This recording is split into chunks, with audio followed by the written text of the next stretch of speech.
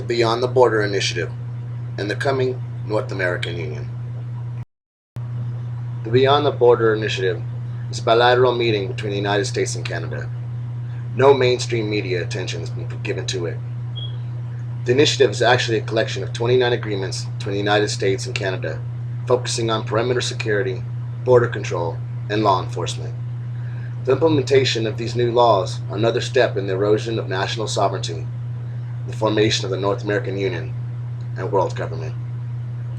The two countries are embracing a screened once, accepted twice policy, by which goods and people traveling across the border, once accepted into one nation, would be able to travel unhindered into the other, allowing seamless cross-border travel.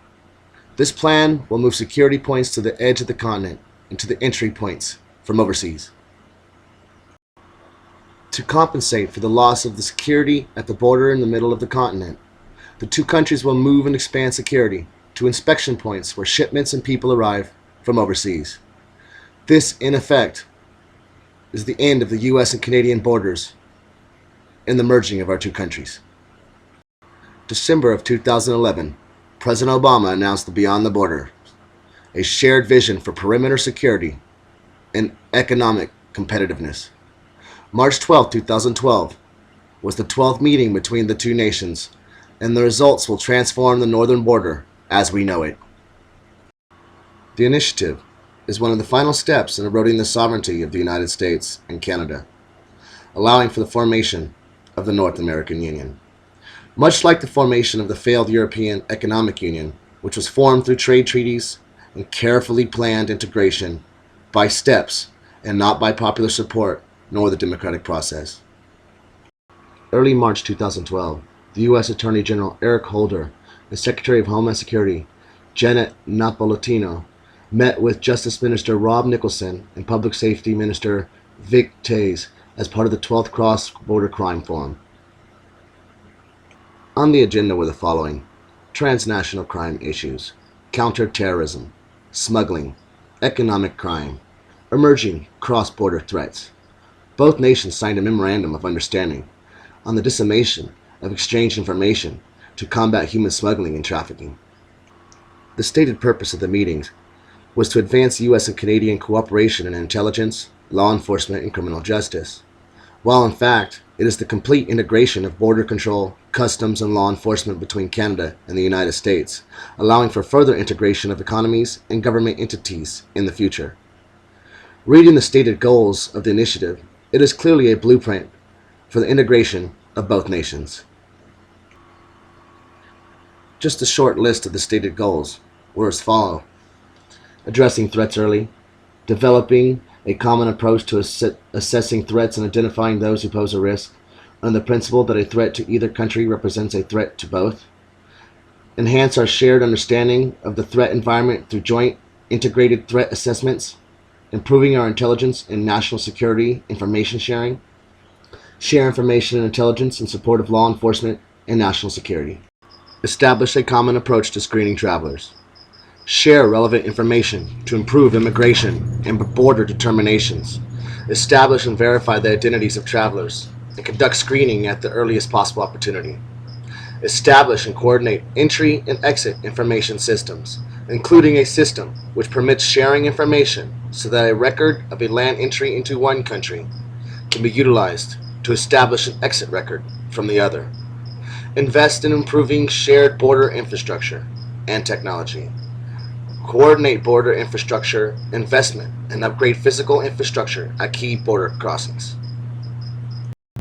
facilitate secure passage and expedite processing through implementing radio frequency identification technology at appropriate crossings, deepen cooperative investigation and prosecution efforts to identify and stop serious offenders and violent criminals, cooperate on national security and transnational criminal investigations, establish national plans and capabilities for emergency management with a focus on chemical, biological, radiological, nuclear, and explosive events, enhance U.S.-Canadian long-term partnership, establish a Beyond the Border Executive Steering Committee to oversee the successful implementation of the action plan, enhance domain awareness in the air, land, and maritime environments, cooperate to counter violent extremism in our two countries, pushing out the border, stopping threats before they arrive, either in Canada or the United States.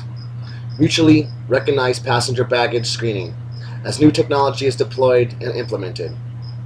Improvement and upgrading of their recording and sharing of biometric data. Establish a common approach to perimeter screening to promote security and border efficiency.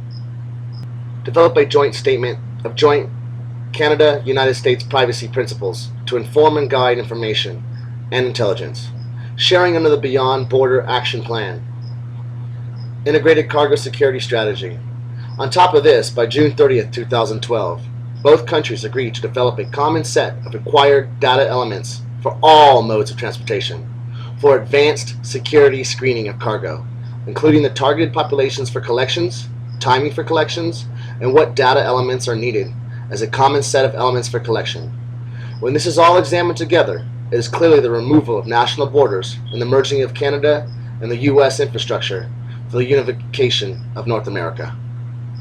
The goals go on, and all read as a perfect blueprint for the further integration and loss of sovereignty for both nations.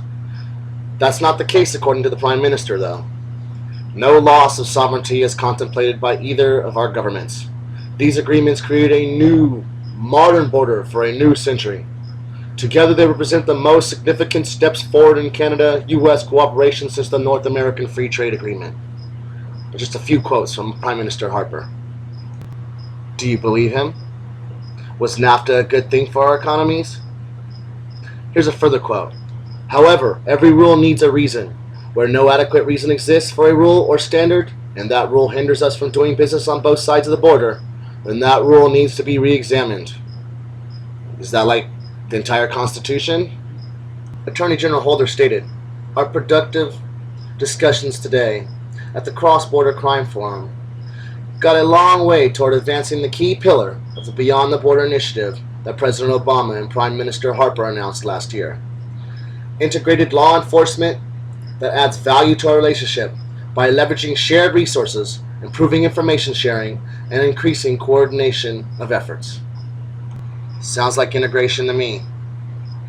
Secretary Napolitano stated, we will continue to work with Canada to further enhance information sharing and integrate our cross-border law enforcement operations, strengthening the national and economic security of both of our nations. The North American Union has arrived. NAFTA, the Security and Prosperity Act, you knew it was coming. It's only going to get worse. The National Defense Authorization Act was only the beginning. I hope you are preparing. Time is running out.